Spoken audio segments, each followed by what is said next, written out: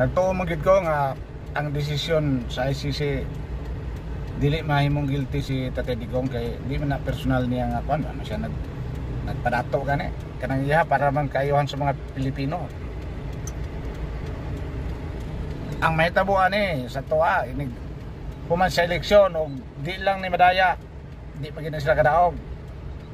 pero og dayaon ni nila kadaog sila kay giluto na daan ang result humana diri ni gitas baklas kasada tinudon gini sila dili niya lang-alangon kay nagmarsyaluan niya lang-alangon napandakpon naman doy kayo pero tinudon kana mga pulis dia mga sakop dili tong mga head kuana pabor man kang Duterte pasalamat pa na sila si Duterte ang presidente sa na bali na sila diretso kana ra may lang hida kay siguro pangbayaran na sila kay lang mga leader dia kay lang mga chief basta kanilang mga dagko-granggo tingala na 5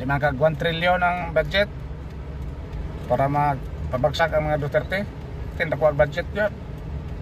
mo na atong panglaban rin na karong eleksyon o di gin mo silbi sa eleksyon kay giluto daan baklas kasana na gyud ako ani di ko makapil di ko makabaklay buo ginay problema ito mahimo ani igura gid pag yaw-yaw dire kay wa mo ko ikatabang so tabang na nakalakaw